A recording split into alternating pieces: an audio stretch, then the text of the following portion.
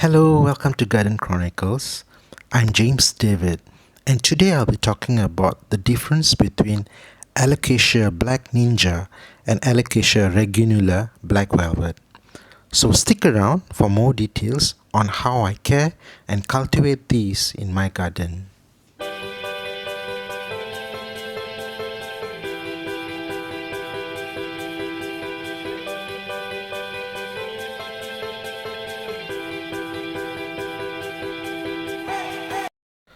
Here in this video you can notice the dark colorization on the leaves. Actually, I have lightly sprayed on the leaves and I find that this shimmering effect is only visible at night with my camera lights on. Some basics on this alocasia. These are commonly known as jewel alocasia, endemic around Borneo region and some parts of Indonesia. Though this slight variation is not very evident and often in most cases identified together as black velvet alocasia.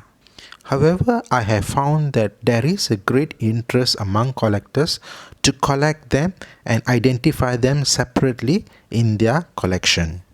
Now let's discuss and identify the difference between these two plants. One of the main characteristics that I find with Black Ninja is their veins seems to be more stronger and more evident in comparison to Black Velvet.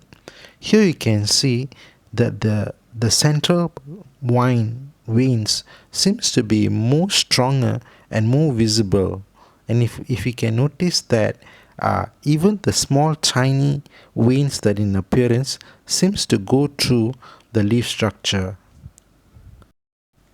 Another factor that I've noticed is the back of the leaves.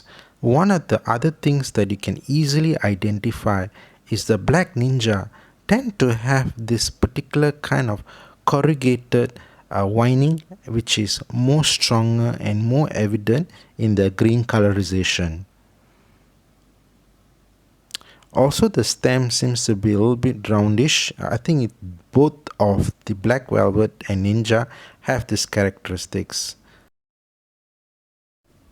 Just a quick note, I had recently changed the wet soakings potting medium to sand and coconut chips and found that this really helps them not to get root rot, which can be very fatal for this kind of jewel alocasias.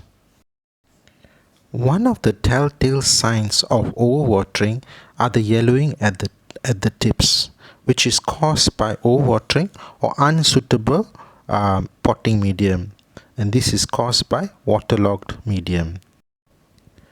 However, after changing to the correct medium, the new leaves have the perfect structure without any yellowing on the leaf tips. I must say that Black Ninja have this very muscular looking ab-like appearance with the uplift surface structure on the leaves. Now let us look at the Black Velvet Alocasia. Similarly, I had immediately changed the potting medium as it shows the telltale sign of rotting, and the matured older leaf appears to be very much wrinkled and had seen better days.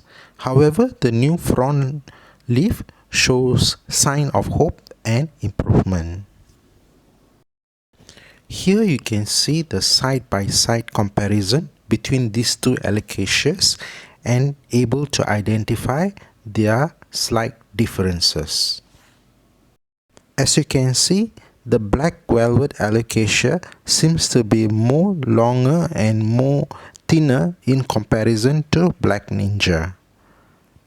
Also, you can see the matured leaf comparison between the Black Ninja and Black Velvet, where Ninja seems to have more grander appearance on the spine compared to the Black Velvet Alocasia. Now I must say there is a very slight minute difference that you have to be able to identify it. It's not of a big deal, but if you can actually notice it, there is some differences. Black Velvet begonia seems to be a little bit more softer and more thinner in comparison to Black Ninja. And the other factor here that if you can actually look, I'll try to zoom the camera as my best as possible. If you can see that the spine is very much thinner on the regular black velvet, and at the back of the leaf seems to be more on a same tone kind of colorization, where the veins are not so complicated or grander. If you look over here, the veins here are much more corrugated and more refined. So these are one of the factors that you can see in comparison. Another main factor here is the age of the leaves, where if you can actually look carefully, the edge of black velvet appears to have one singular line, sort of like a very thin white line around the perimeter, the leaf perimeter, and you can see the vein is just slightly touching it. Whereas when it comes to Ninja, you can see there is some kind of a border, sort of like a two layered kind of at the end of the perimeter, and the veins are already just touching it. This is one of the slight variation that is been highly identified between these two plants, and it is very much uniform. You will not get this wrong.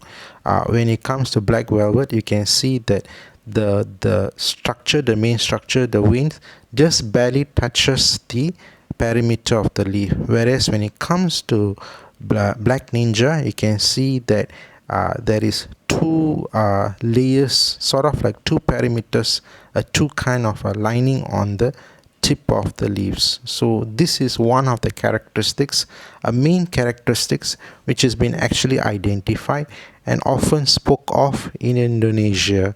So this is one of the main identification that is being used to make reference between the two differences between these two plants. So in a case as such as this, black Ninja is identified as a little bit more expensive and highly sought after in comparison to black velvet Alocasia, and understand that the price seems to be a little bit more expensive when it comes to black Ninja. I must say that there was a period of time where these Alocasia were highly sought after, and it was very expensive and not easy to get by, and easily was spending at least around RM50, the cheapest, and if you can get your hands on it. These were trending plants, and it was very difficult to get during that time.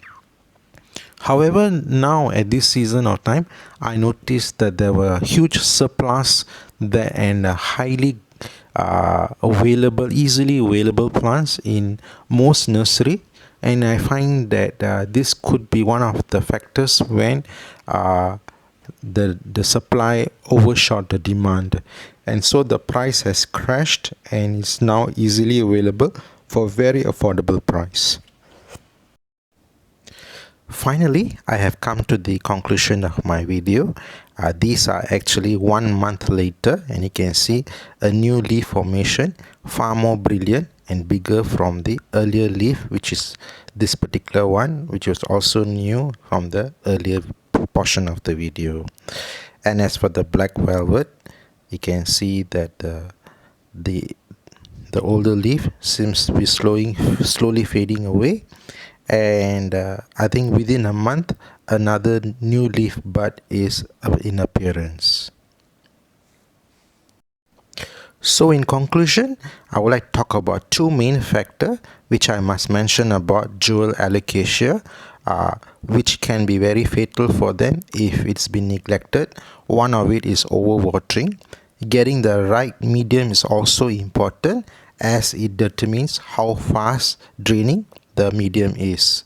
So when it comes to overwatering, the fast draining medium actually helps a lot in that context. Ideally, it will do best around 3 to 5 days once in watering, and depending on your garden condition. Another main factor is the spider mite infection. Getting a good right miticide is very important. I had totally lost a whole collection due to the heavy infestation of spider mites. Hence, a regular check and control and weekly application is very much better than waiting for it for a full burst heavy infestation and then applying it, which appears to be too late, as these jewel alocasias seems to be a very sensitive type of plants. So if you have any questions, do put them comment below and I'll try my best to answer. Hence, that's the end of my video. If you can, please click like and subscribe my channel. Until then, see you in the next video. Have a nice day and enjoy gardening. Bye.